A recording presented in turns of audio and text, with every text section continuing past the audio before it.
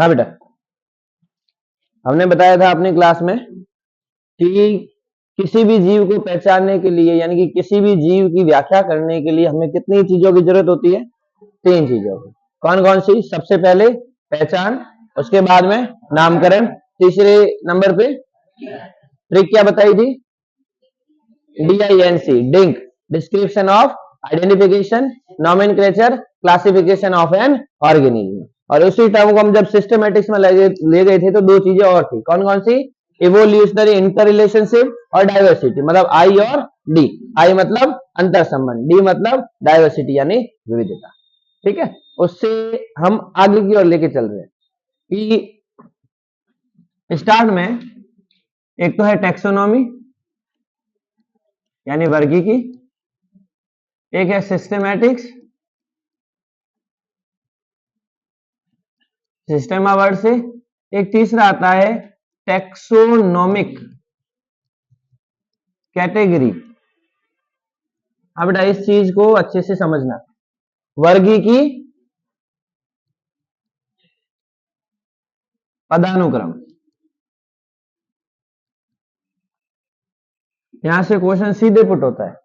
एक छोटी सी ट्रिक बताई थी, ट्रिक को आगे अपन अप्लाई कर रहे हैं। वर्गीकी पदानुक्रम का मतलब किसी भी जीव को वर्गीकृत करने या किसी भी जीव की व्याख्या करने के लिए अपने पास में कितने पद है बेटा? कितने हैं गौरी? 7 पद है। उन 7 पद को हमने एक छोटी सी ट्रिक से याद किया था। जब तक ट्रिक याद नहीं होगी तब तक आप ऊपर नीचे करते रहोगे। 7 पद कौन कौन से? देखना एक बार। सबसे पहले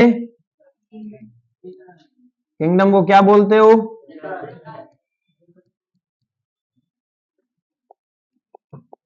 किंगडम के बाद में डिवीजन या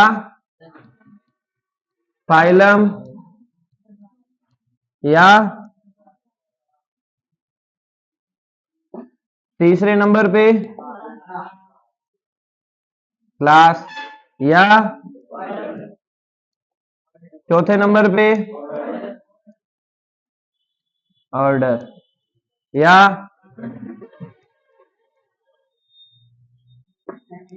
पांचवें नंबर पे या छठे नंबर पे जीनस या और 7वें नंबर पे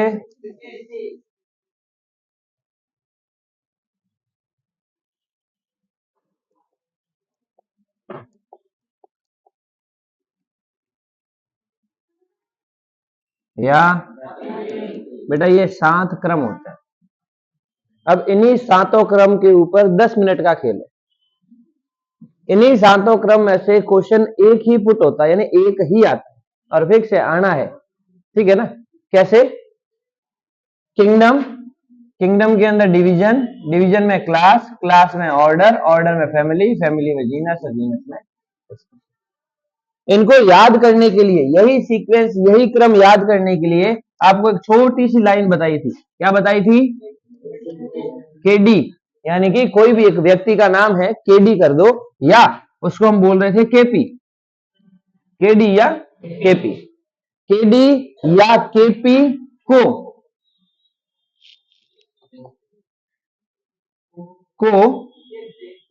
फिर एक सेकंड बताएं, को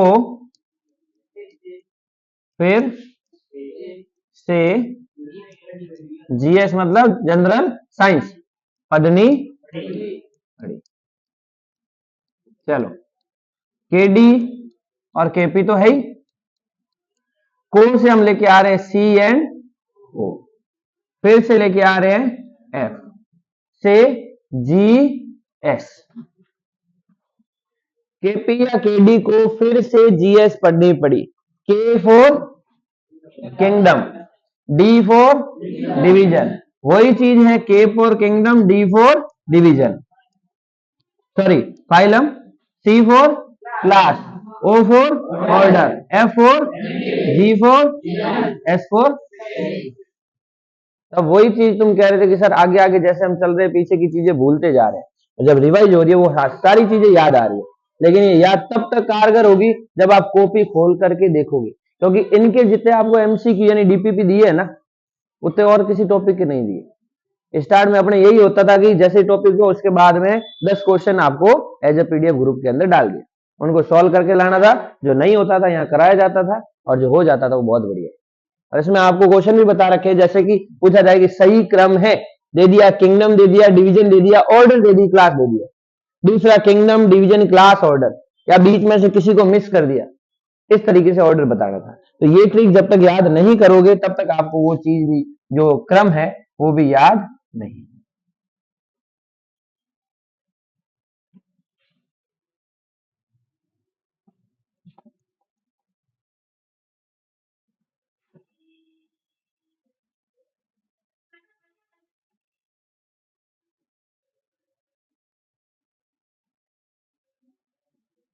चलो, याद हो जाएगा। अब अगर सीक्वेंस पूछे, सीक्वेंस का मतलब एक एमसीक्यू आपको बताऊं, एक क्वेश्चन बताऊं कि निम्न में से सही क्रम बताओ। अपने पास में 4 ऑप्शन है। पहला ऑप्शन है किंगडम, जीनस, स्पीसीज, ऑर्डर। दूसरा है ऑर्डर, फैमिली, स्पीसीज, जीनस। तीसरा है डिवीजन, फैमिली, जीनस, स्पीसीज। और चौथा है kingdom, order, genus, genus, family. तीसरे को आप सही कह रहे हो। कब सही कहोगे? क्योंकि ये ऐसी चीजें हैं, हम भी पढ़ते थे, हमको भी दिक्कत आती थी कि भाई इनको सीक्वेंस में कैसे याद रखना है। कभी फैमिली को ऊपर करते थे, ये जो 3 है ना बीच में, दिक्कत यही आती है। ऊपर वाले 2 में भी नहीं आती, नीचे वाले 2 में भी नहीं आती, आती है क्लास, ऑर्डर और फैमिली में। इसको अपन ऊपर नीचे करते हैं। ये ट्रिक है, इससे आपको ये चीजें याद हो जाएगी, और ये क्वेश्चन आना है, 100% आना है। और यहाँ से सीधे के सीधे क्वेश्चन पुट होंगे, गलत नहीं हो, इसलिए चीज ध्यान रखना। क्या है डिवीजन? बीच में मैंने, सर डिवीजन बीच में मैंने क्लास को छोड़ दिया, ऑर्डर को छोड़ दिया, क्या ले लिया? फैमिली। जीनस आई, स्पीसीज आई। तो ऐसे भी पूछा जा सकता है, जरूरी नहीं है कि बिल्कुल सारी चीजें पूछे। क्लियर? इसके क्वेश्चन प्रैक्टिस कर भी चुके हैं और भी करेंगे, यहां तक कोई दिक्कत? अब इन सातों के सातों जो चीजें हैं इनका अपन निकालते हैं निचोड़। एक एग्जाम्पल के तौर पे समझाते हैं।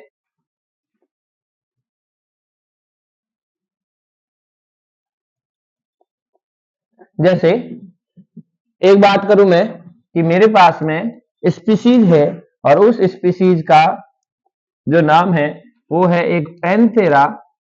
देखो बेटा, साइंटिफिक नेम है इसलिए मैं इंग्लिश में ले रहा हूं। पैंथेरा टिग्रिस किसका है? टाइगर का। पैंथेरा लियो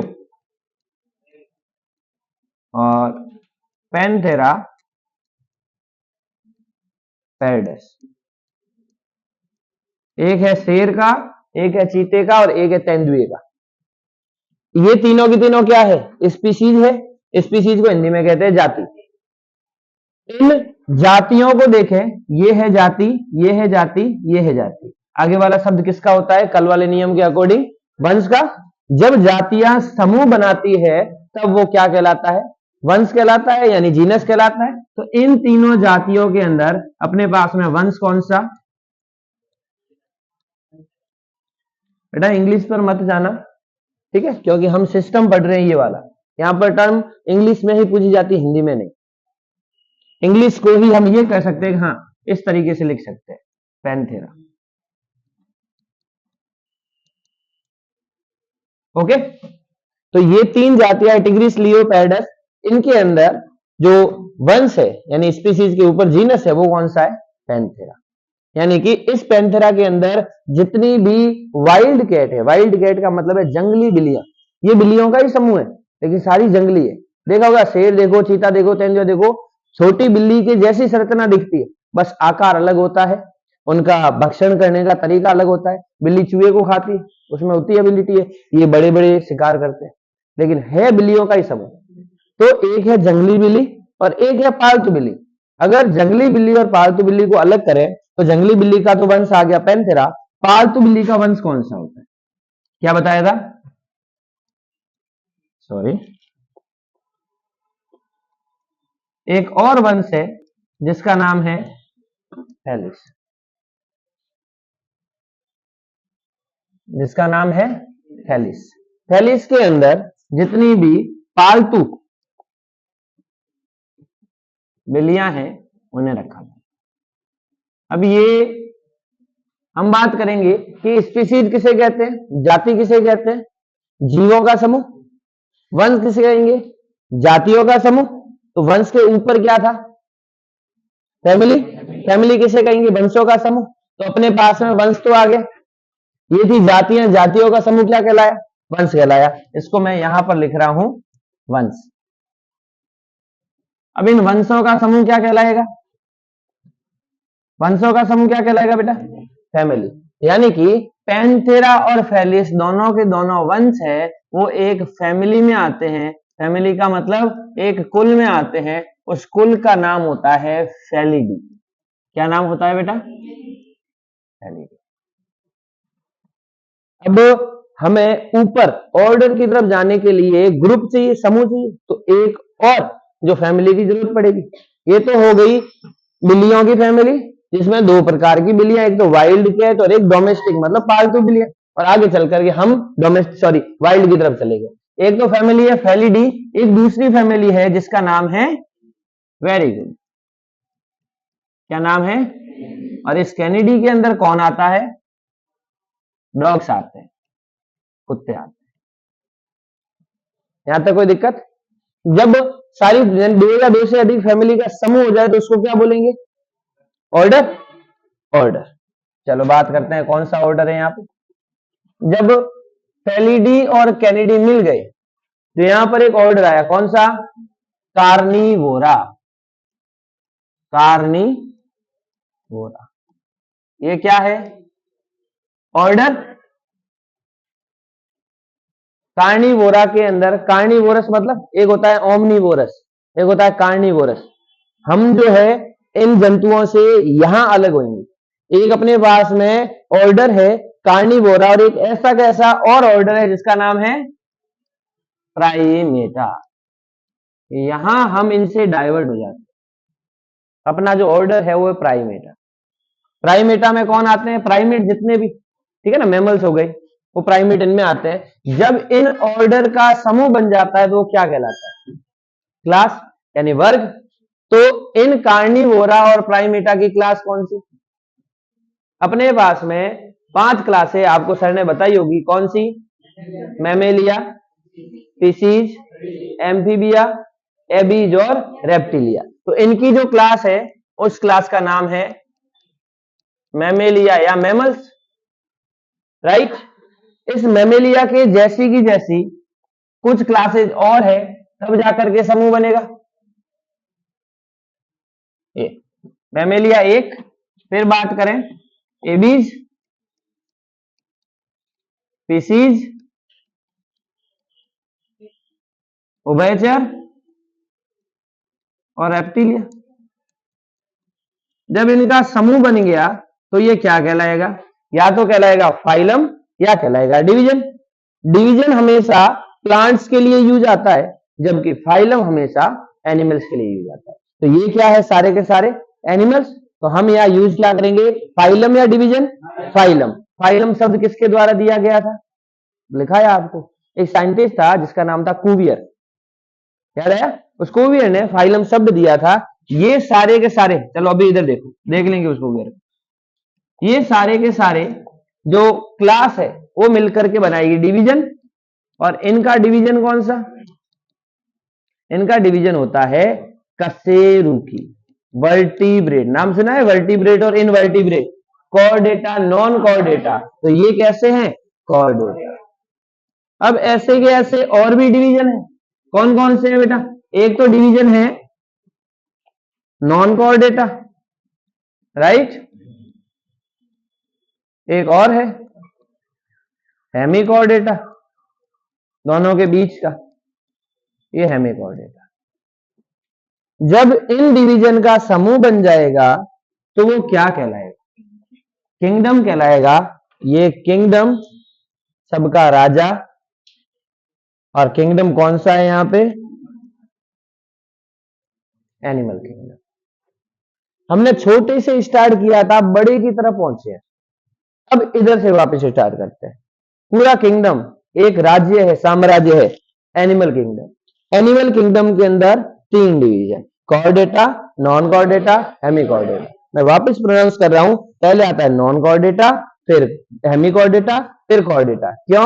एनिमल किंगडम में सर ने पढ़ाया होगा कि नॉन कॉर्डेटा पहले क्यों, कि जिनके अंदर स्पाइनल कॉर्ड नहीं पाई जाती।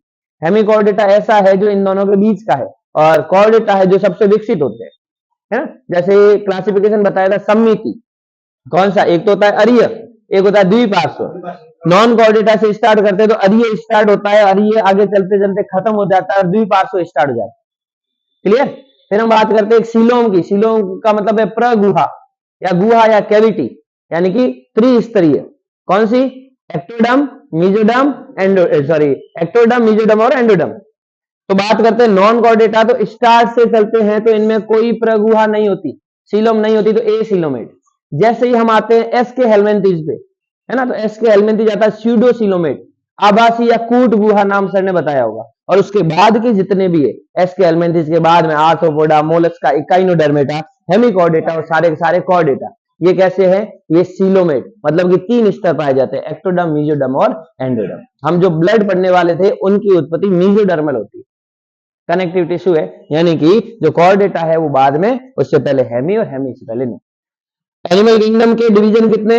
3, नॉन कॉर्डेटा, हेमिकॉर्डेटा और कॉर्डेटा। इस डिवीजन के अंदर क्लासें कितनी? 5, मैमेलिया, एबीज, स्पीसीज, उभयचर एंड एम्फीबिया और रेप्टिलिया। इस डिवीजन के अंदर ऑर्डर कितने? 2, कार्निवोरा और प्राइमेटा। मानव जो है यहां पर इनसे अलग हो जाता है। इस कार्निवोरा के अंदर फैमिली कितनी? 2, फेलिडी और कैनिडी। कैनिडी में कुत्ते, फेलिडी में बिल्लियां, सारी की सारी। इस फैमिली के अंदर फेलिडी के अंदर वंश कितने? 2, पैंथेरा और फेलिस। पैंथेरा के अंदर सारी की सारी वाइल्ड कैट्स और फेलिस के अंदर सारी की सारी डोमेस्टिक कैट्स। ठीक है, और आगे बात करें पैंथेरा के अंदर कितनी स्पीसीज? 3। कौन कौन सी? पैंथेरा टिग्रिस, पैंथेरा लियो और पैंथेरा पैरडस। तो समझ में आया कि हम यहां से यहां चल रहे हैं। अगर इसकी बात करें तो ये सारी की सारी चीजें इस एनिमल किंगडम में है। एक बार इधर आना, वो कहां गया? ऊपर है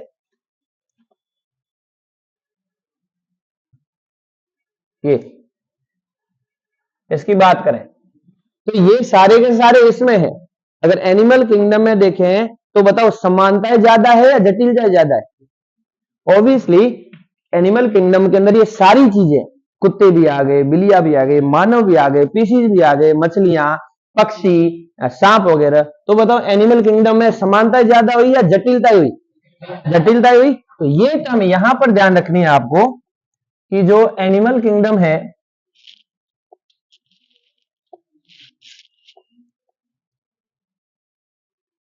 जो एनिमल किंगडम है, इस एनिमल किंगडम में जटिलताएं ज्यादा, जटिलताएं और समानताएं कम। यानी हमें इसमें सारी चीजें पढ़नी पड़ रही है।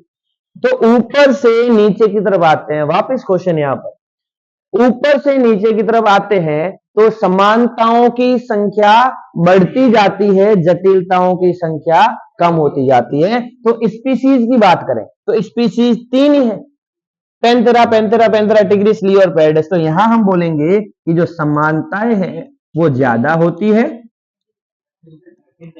जटिलताएं कम हो गई।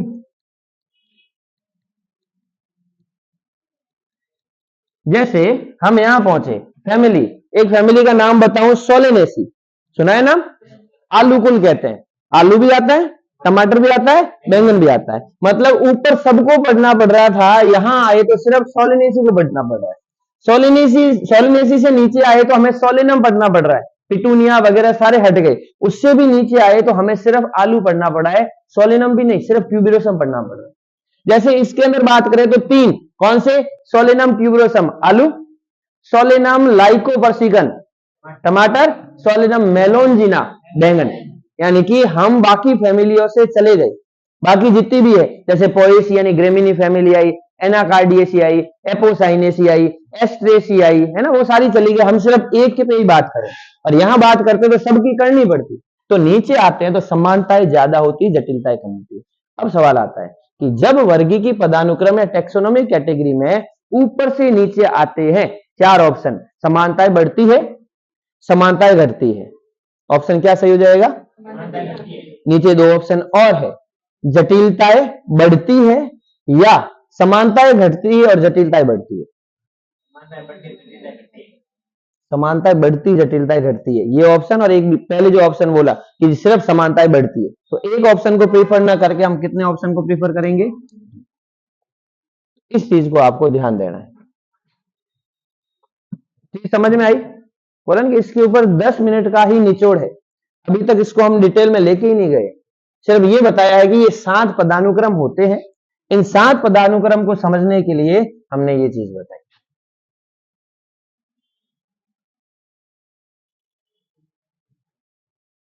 ये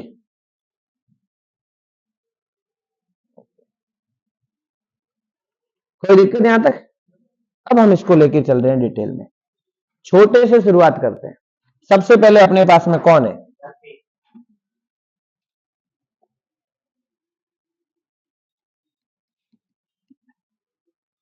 जहां से छोटे छोटे क्वेश्चन बन सके। जाति। पहली आइटम आती है जाति। शब्द दिया किसने? एक साइंटिस्ट था जिसका नाम था, फर्स्ट क्वेश्चन, जॉन। दूसरी बात करें, इस जाति से रिलेटेड बहुत सारी अवधारणाएं दी गई है ना। टेक्सोनोमिक कॉन्सेप्ट दिया गया, बायोलॉजिकल मतलब जैविक कॉन्सेप्ट दिया गया, और हम जैविक कॉन्सेप्ट को ही ध्यान रखते हैं। कौन सा कॉन्सेप्ट? जैविक। जैविक अवधारणा, वेरी गुड। उस जैविक अवधारणा को दिया किसने? अर्नेस्ट मेयर ने। देखो बेटा, जिस टाइम रिवीजन होता है ना, बहुत सारी चीजें नई भी ऐड होती है, तो हो सकता है कि तुम्हें कुछ नहीं लिखा है तो वो यहां ऐड हो जाए। अर्नेस्ट मेयर, इनको जैविक अवधारणा के फादर बोला जाता है। पहली चीज, ये जब टेक्सोनॉमी आई तब इन वैज्ञानिक का सबसे ज्यादा योगदान रहा था। क्यों रहा था वो भी बता रहे हैं। ये अर्नेस्ट मेयर एक ऐसे वैज्ञानिक हैं जिनको 20वीं शताब्दी का क्या बोला जाता है? 20वीं शताब्दी का Darwin. Darwin of 20th century. Darwin कौन था? जिसने इवोल्यूशन में, उद् विकास में योगदान दिया था। याद है? उद् विकास के अंदर इसने बहुत सारी चीजें की थी, तो वही सेम चीजें इन्होंने की। डार्विन और मेयर एक नहीं है। डार्विन ने जैसे उद् विकास का उसकी संज्ञा इसको दी कि अर्नेस्ट मेयर ने टैक्सोनॉमी के रिलेट में बहुत सारी अच्छी चीजें दी। और उस टाइम की शताब्दी 20वीं शताब्दी चल रही थी। अभी कौन सी चल रही है? 21वीं। 20वीं मतलब 1900 से लेकर के 2000 का जो समय है उसको 20वीं शताब्दी कहते हैं। वहां पर ये साइंटिस्ट मेयर थे, अर्नेस्ट मेयर, इन्होंने बहुत अच्छा खासा उद् विकास बताया, टैक्सोनॉमी के बारे में एक एक चीज बताई।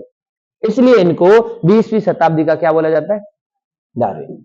इन अर्नेस्ट मेयर को बायोलॉजी के सबसे बड़े और 3 पुरस्कार से सम्मानित किया जाता है, जिनको बोला जाता है क्राउन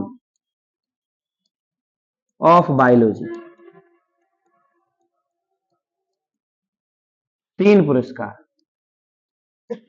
सॉरी पुरस्कार। चलो यहां तक ठीक है। अब अर्नेस्ट मेयर ने जो जैविक अवधारणा दी, जाति को परिभाषित कर रहे हैं बेटा, जनरल वाली जो चीज आई थी उसको हमने इसीलिए डिफाइनिंग कैरेक्टर में नहीं रखा। क्यों नहीं रखा बताओ? जैविक अवधारणा की परिभाषा, पहली चीज, जाति किसे कहेंगे? वंश किसे कहेंगे? जातियों का समूह। तो जाति किसे कहेंगे? जीवों का समूह। तो पहली टर्म जीवों का समूह, ग्रुप ऑफ ऑर्गेनिज्म। जीवों का समूह जो क्या करता है? प्रकृति में प्रजनन करता है। और क्या करता है? संतति उत्पन्न करता है। संतति कैसी होनी चाहिए? निषेच्य संतति होनी चाहिए, यानी फर्टाइल। फर्टाइल का मतलब आगे वो भी बच्चों को जन्म दे सकें। इसलिए ये चीज खच्चर में नहीं थी। जनन को इसलिए हमने क्या बोला था, नॉन डिफाइनिंग कैरेक्टर, वो प्रॉपर ढंग से डिफाइन नहीं करता। अब इसकी परिभाषा बोल रहा हूं। जाति जीवों का वह समूह है जो प्रकृति में स्वतंत्र रूप से प्रजनन करती है तथा फर्टाइल संतति उत्पन्न करती है। क्या कहलाती है? जाति। अगर ये तीन चीजें फॉलो नहीं हो रही है तो उसको हम जाति नहीं बोलेंगे। ये समझ में आई? वापस रिपीट कर रहा हूं। जीवों का समूह जो प्रकृति में प्रजनन करती है, निषेचीय संतति उत्पन्न करती है। इधर ध्यान देना, इस चीज को अर्नेस्ट मेयर ने प्रॉपर इंग्लिश में बता रखा था, उसी को अपन हिंदी में ट्रांसलेट कर रहे हैं। यूं नहीं है कि हिंदी को इंग्लिश में, इन्होंने प्रॉपर ढंग से बता रखा था। क्या? Species are the group of organism, जीवों का समूह, which can interbreed in nature, प्रकृति में प्रजनन, एंड प्रोड्यूस फर्टाइल ऑफस्प्रिंग। इसको ही हम क्या बोलेंगे? जाति बोलेंगे। चीज समझ में आई? और जब ये जाति मिल जाएगी तब क्या कहलाएगी? वंश कहलाएगी। और उदाहरण जो है वो हमने पीछे वाली स्लाइड के अंदर अच्छे तरीके से कर रखे। और यही चीज अगर हम लेके चले प्लांट के बारे में तो सोलेनम ट्यूबरोसम, सोलेनम मेलोंजिना, सोलेनम लाइकोपर्सिकन, इनको इधर लेके जाए तो अपने पास में सोलेनम आ जाता है। ठीक है, सोलेनम से आगे चले तो सोलेनेसी फैमिली आ जाती है, उससे आगे चले तो पोलीमोनियल्स आ जाता है, उससे आगे चले तो द्विबीजपत्री आ जाता है, उससे आगे चले तो एंजियोस्पर्म आ जाता है, उससे आगे चले तो पादप जगत आ जाता है। क्लियर? तो ये मैंने एनिमल के रेफरेंस में एग्जांपल बताए। कोई दिक्कत? ये टेक्सोनोमी कैटेगरी है। यहां से पहला क्वेश्चन इसकी तरफ से पूछा जाता है। अगर यहां से क्वेश्चन नहीं आया तो सीधा दूसरा क्वेश्चन यहां से पूछा जाता है। अगर यहां से भी नहीं आया तो तीसरा क्वेश्चन यहां से पूछा जाता है।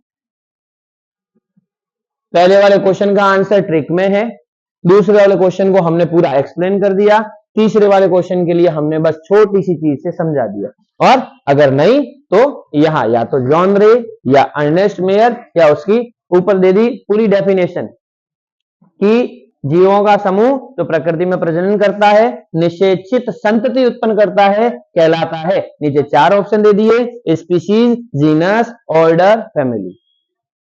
स्पीशीज। कोई दिक्कत? तो ये अपने पास में टेक्सोनोमी कैटेगरी के बारे में एक छोटा सा ओवरव्यू था।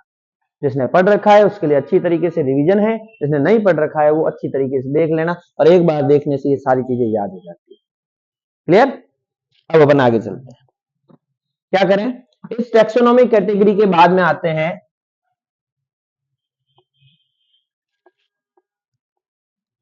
वर्गीकी सहायता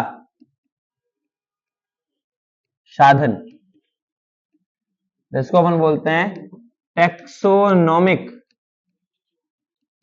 एड्स। वर्गीकी सहायता साधन यानी वर्गीकी को समझने के लिए जिन उपकरणों की सहायता ली जाती है उन्हें हम वर्गीकी सहायता साधन कहते हैं। वर्गीकी को समझने का मतलब है किसी भी जीव को पहचानने में जो सहायता साधन आते हैं, किसी भी जीव के नामकरण में जो काम में आते हैं या किसी जीव के वर्गीकरण में काम में आते हैं, उसको हम क्या बोलते हैं? वर्गीकी सहायता साधन। पहला अपने पास में जो साधन है उसे हम क्या बोलते हैं? बॉटनिकल वानस्पतिक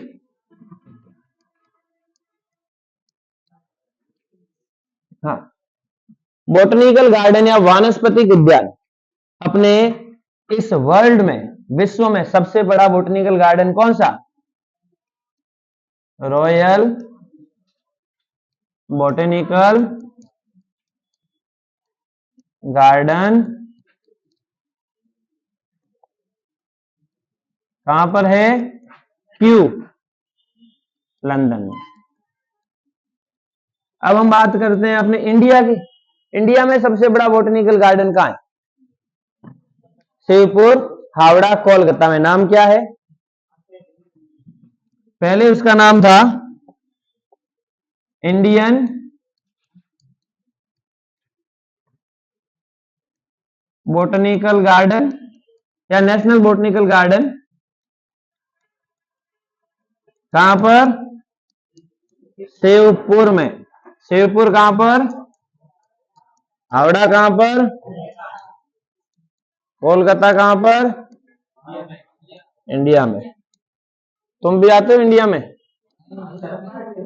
चलो अब इधर ध्यान दो, ये जो इंडियन बोटनिकल गार्डन था, नेशनल बोटनिकल गार्डन जो शिवपुर वाला था, ये नाम अच्छा खासा प्रचलन में था, लेकिन 2018 में इसका नाम 2018 में इसका नाम बदल दिया गया और क्या रखा गया, Acharya Jagadish Chandra Bose national botanical garden, Shibpur, Howrah, Kolkata.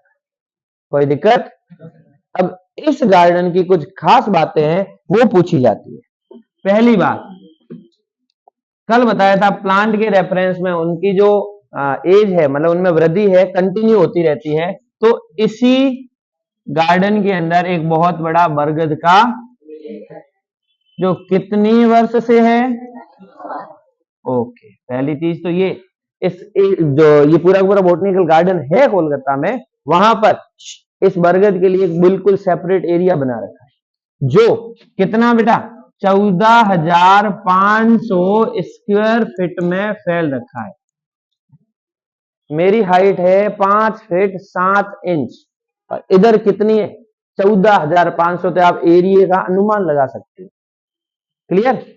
और बरगद के अंदर जो जड़ पाई जाती है उसको हम अपस्थानिक जड़ कहते हैं, क्योंकि इसका निर्माण मूलांकुर से नहीं होता। और उस जड़ का नाम क्या था, प्रोप रूट। प्रोप रूट का मतलब है अवस्तंभ जड़ें, जो तने से निकलती है। इनकी संख्या जो थी 2,800, आपको लिखाया था 2,800, जो मॉडिफाई होकर के है कितना, 2,880 जड़ें। चीज समझ में आई? ये है इसके पास में पहली चीज, इसी गार्डन के पास में। दूसरी चीज, इसी गार्डन में एक प्लांट है जिसका नाम है विक्टोरिया। इधर ध्यान देना, विक्टोरिया अमेजोनिका। हेलो, विक्टोरिया अमेजोनिका, क्या नाम है, विक्टोरिया अमेजोनिका। इसकी जो पर्ण है कितनी बड़ी है बेटा, इसकी जो लीफ है वो 5 से 7 फीट चौड़ी है, लगभग मेरी हाइट के जैसे। उसके ऊपर 2 से 4 साल का बच्चा आराम से बैठ सकता है। और ये जो पर्ण है पतली पर्ण नहीं है, ये पानी के ऊपर, ये विक्टोरिया अमेजोनिका जो है जलीय पादप है, पानी के ऊपर तैरता रहता है। इसकी पर्ण मोटी होती है, थिक होती है, जिसके ऊपर बच्चा आराम से बैठ सकता है। ये भी इसी जो बोटनिकल गार्डन के अंदर है। और तीसरा एक और नाम लिखाया था, कौन सा, केवड़ा। यस, केवड़ा में भी अपस्थानिक जड़ें पाई जाती है और उन अपस्थानिक जड़ों का नाम है स्टिल्ट रूट। क्या नाम है? और रूट की एक कैरेक्टरिस्टिक फीचर है, इस रूट की अपन मॉर्फोलॉजी देखें तो इस तरीके से होती है। ये होता है मूलगोप, ये विभज्योतकी या विभाजन क्षेत्र, यहां से यहां तक कौन सा, दीर्घीकरण क्षेत्र, ये वाला परिपक्वन क्षेत्र, और इस परिपक्वन क्षेत्र से बहुत सारे मूल रोग निकलते हैं। यानी एक रूट में जो रूट कैप है, मूल गोप है, वो कितना है, एक। लेकिन केवड़ा की जो स्टिल्ट रूट है, इसके अंदर मल्टीपल रूट कैप था। और मल्टीपल रूट कैप का मतलब बहुत सारे रूट कैप है। एक विशिष्ट लक्षण है जो इस गार्डन से संबंधित है। आउट ऑफ सिलेबस कुछ भी नहीं है, 11वीं की किताब में सारी चीजें दे रखी है। बस ये है कि भेड़ी करके दे रखी है, उनको हम सेपरेट करके लिखा रहे हैं। चीज समझ में आई? बॉटनिकल गार्डन में कोई दिक्कत? दूसरा,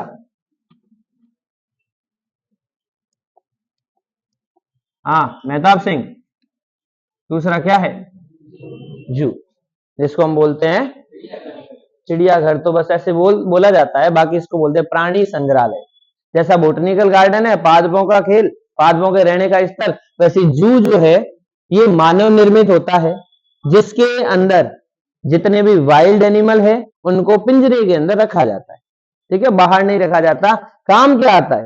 काम ये आता है कि किसी भी जंतु की, किसी भी जीव के व्यवहार को हम इस चीज से पता कर सकते हैं। पिंजरे के अंदर आपको एग्जाम्पल बताया था, एक है चिंपैंजी या बंदर बैठा है, उसका व्यवहार कैसे जानेंगे कि इस बंदर को कितना पता है? एक बॉक्स रखा, केले का जो एक है दर्जन रखा, मतलब 12 केले रखे। उस बंदर ने क्या किया? बॉक्स को छेड़ा ही नहीं, केले लेकर के वो खा गया। फिर क्या किया? एक के ऊपर एक 2 बॉक्स रखे और थोड़ी सी हाइट पे जहां बंदर पहुंच सके केलों को लटका दिया। क्या किया बंदर ने? बॉक्स के ऊपर चढ़ा, केलों को ले लिया। फिर क्या किया कि 4 बॉक्स रखे लेकिन केले जो थे वो ठेठ ऊपर, बहुत ज्यादा ऊपर लटका दिए। हाँ, तो जो बंदर जो थे वो उस तक नहीं पहुंच पाते। अब उन बॉक्स को क्या किया? बिखेर के उसी पिंजरे के अंदर रख दिया। तो बंदर आया, बॉक्स को एक के ऊपर एक रखा, उनके ऊपर चढ़ा, चढ़ के उसने केले लिए। जू एक ऐसी जगह है, प्राणी संग्रहालय, जहां जंतुओं के व्यवहार का अध्ययन किया जाता है। उसको भूख लगी है, कुछ ना कुछ तो वो करेगा ही करेगा। एक और आपको एग्जाम्पल बताया था क्या कि एक व्यक्ति के पास में कुत्ता था, कुत्ते को पाल मतलब रोटी देते टाइम वो एक घंटी बजाता था। कुत्ते को रोटी दी, उससे पहले उसने घंटी बजाई, तो उसमें क्या हुआ कि लार उत्पन्न हो गई। फिर उस वैज्ञानिक ने क्या किया कि घंटी बजाना बंद कर दिया, तो कुत्ता तो घंटी की आदी हो गया। घंटी बजाना बंद कर दिया, सीधे वो रोटी ले आता, कुत्ते की लार टपकती नहीं, ना कुत्ता कोई रिस्पॉन्ड करता। क्यों? क्योंकि कुत्ते को मालूम चल गया था कि जब भी घंटी बजेगी मेरा खाना आएगा। घंटी बंद हो गई तो वो सोच रहा है कि अभी तक नहीं आया, जबकि खाना उसके सामने। जब बहुत बार ये चीज रिपीट की गई तो उसको पता चल गया कि अब घंटी वाला कोई उद्दीपन अपने पास में नहीं है, खाना सीधे ही आएगा, तो वो सीधे खाने लगा। फिर उसने वापस घंटी डाल दी, कुत्ता घंटी से रिस्पॉन्ड ही नहीं कर रहा है। उसको पता है कि खाना सीधा आ रहा है, तो घंटी का रिस्पॉन्स करने का भी क्या सेंस। लेकिन ज्यादा देर तक ये क्रिया रिपीट करने पर वापस वो उसके आदी हो गए। तो इस चीज से हम क्या करते हैं? जीवों के व्यवहार का, जीवों के अनुकूलन का पता लगाते हैं कि वो किस व्यवहार में रह सकते हैं। जो समझ में आया? तीसरा,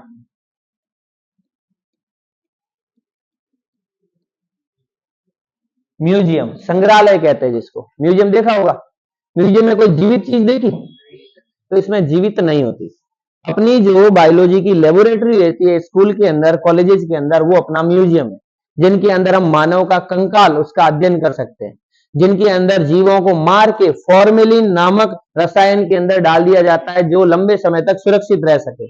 इनके अंदर इंसेक्ट, कीट जो होता है, उनको एक बोर्ड के ऊपर पिन मतलब कि मॉडल के रूप में उनको तैयार करके रखा जाता है। इसके अंदर जीवों की हड्डियां होती है जिनका हम अध्ययन कर सकते हैं, है ना। बायो की लैब में अगर कोई मयूर वाले गए हो तो वहां पर हमें सांप एक बोतल के अंदर देखने को मिला था, ऊपर की तरफ खरगोश था, नीचे की तरफ कछुआ था, ठीक है। तो उन सबको मार के रखा गया, इसको कहते हैं अपन म्यूजियम, या हम कह सकते हैं कि अपने जो बायोलॉजी लैब है वो। ओके, कोई दिक्कत? अब एक इंपॉर्टेंट टर्म आती है जिसका नाम है हर्बेरियम। हर्बेरियम को क्या कहते हैं बेटा? सूखा बगीचा, ड्राई गार्डन कहते हैं। क्यों कहते हैं? हर्बेरियम का मतलब है कागज की एक शीट रहती है, ये कागज की शीट, इस शीट को हर्बेरियम शीट बोला जाता है। हमें क्या करना है? पादप का कोई भी भाग, जैसे पुष्प हो गया, है ना, उस पुष्प को सबसे पहले पादप से तोड़ के अखबार के अंदर रख के बिल्कुल पतला किया जाता है। एक प्लांट प्रेस करके आता है, उसमें रख के पतला किया जाता है, सुखाया जाता है। फिर उसके बाद में उसको इस हर्बेरियम शीट पर लगाया जाता है। कैसे? प्लांट को पकड़ा, फेविकॉल से भरी हुई ट्रे के ऊपर उसको तिराया, मतलब कि नीचे वाली सरफेस के ऊपर फेविकॉल लग गया, फिर उसके बाद में उसको यहां रखा जाता है। तो ये हर्बेरियम। उसके बाद में यहां उसकी सारी डिटेल रखी जाती है कि कहां से लिया, जहां से लिया, उसका लोकल नाम क्या था, साइंटिफिक नेम क्या है, इंग्लिश नाम क्या है, दिनांक क्या थी, वहां की मृदा क्या थी, वो सारी चीजें जो थी वो हमने यहां से। तो इसको बोला जाता है कि अगर हमें ऐसी एक नहीं बहुत सारे कलेक्ट कर सकते हैं।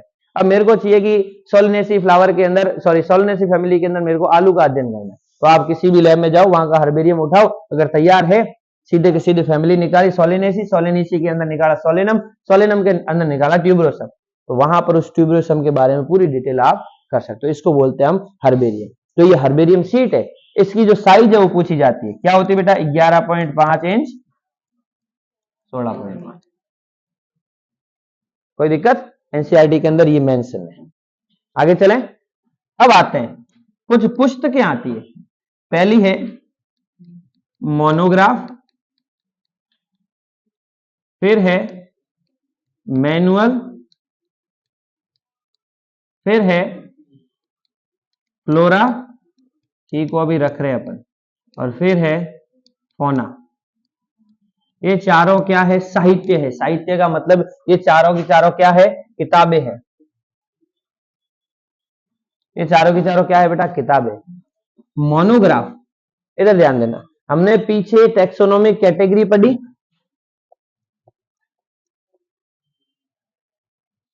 ये टैक्सोनॉमिक कैटेगरी, ये जितने भी पद है, चलो याद आ गया, ये जितने भी पद है, इन पदों को क्या कहा जाता है? सेपरेटली। इसको भी टैक्सॉन, इसको भी टैक्सॉन, इसको सबको टैक्सॉन बोला जाता है, यानी कि सातों के सातों टैक्सॉन। तो ये जो मोनोग्राफ है, इस मोनोग्राफ में किसी भी, हेलो, किसी भी टैक्सोन के बारे में अगर आपको जानकारी चाहिए किसी भी समय किसी भी स्थान पर, तो हम मोनोग्राफ नामक साहित्य के पास में जाएंगे, उसमें देखेंगे, आपको जानकारी मिल जाएगी। क्लियर? मैनुअल, हिंदी में बोलते हैं नियम पुस्तिका। आप कोई भी उपकरण घर पे ले आते तो उसके साथ में एक छोटी सी डायरी आती है। अगर ये टीवी, ये बोर्ड आए तो इसके साथ में डायरी है कि आपको ये कैसे चलाना है, उसको हम बोलते हैं नियम पुस्तिका। किसी भी जाति के बारे में संपूर्ण, यानी किसी भी स्पीशीज के बारे में, किसी भी जीव के बारे में संपूर्ण जानकारी चाहिए तो आपको किसमें मिलेगी? मैनुअल में। अब आते हैं दो, फ्लोरा और फौना। फ्लोरा का मतलब देखो फ्लावर, फ्लावर मतलब प्लांट। किसी भी प्लांट के बारे में आपको किसी भी समय कोई जानकारी चाहिए तो आप कौन सी पुस्तक में देखोगे? किसी भी एनिमल के बारे में आपको कोई भी जानकारी चाहिए तो आप किस पुस्तक में देखोगे? ये चारों किताबें हैं। पूछा जाता है कि ऊपर एक ऑप्शन पूछ लिया कि निम्न में से साहित्य है, और नीचे चार ऑप्शन दे दिए। पहला ऑप्शन था हर्बेरियम, मोनोग्राफ, मैनुअल। दूसरा ऑप्शन था म्यूजियम, हर्बेरियम, मोनोग्राफ। तीसरा ऑप्शन था मैनुअल, फ्लोरा, फौना, और चौथा कुछ भी। तो साहित्य ये चार ही है, बाकी वाले साहित्य नहीं है। साहित्य का मतलब पुस्तक है, ठीक है, हार्ड कॉपी। तो इन चारों को ध्यान देना। अब एक और चीज इसमें रह जाती है,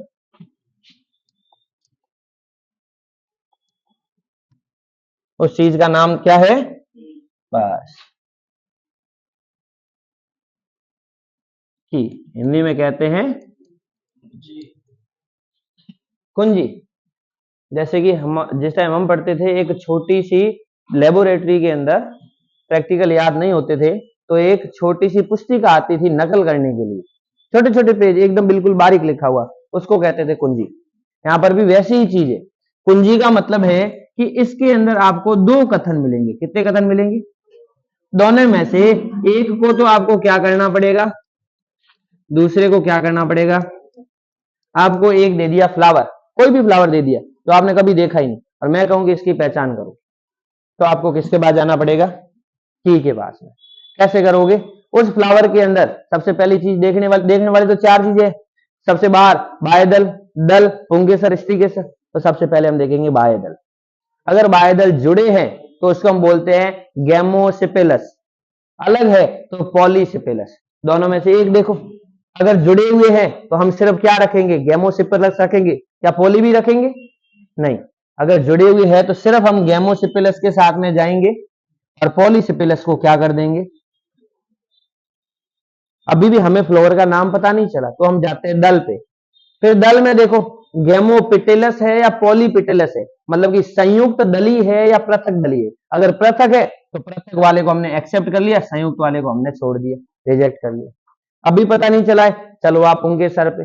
पुंकेसर में संयोजन कैसा है, पुंकेसरों की संख्या कितनी है, उस बेस पे एक को एक्सेप्ट करना, दूसरे को रिजेक्ट करना। ऐसे करते करते लास्ट में जब हम अंडाशय तक पहुंचेंगे तो अंडाशय में बीजांड विन्यास पहुंचते हैं, प्लेसेंटेशन, सीमांत, अक्षीय, द्वितीय, मुक्त केंद्रकीय, है ना, और जो कहते हैं बेसलीय, आधारीय। पांच प्रकार के जो बीजांड विन्यास हमने पढ़े थे, उनमें से जो भी, जैसे कि मटर का पौधा है तो सीमांत प्रकार का आ जाएगा और हमें फ्लावर का नाम पता चल जाएगा।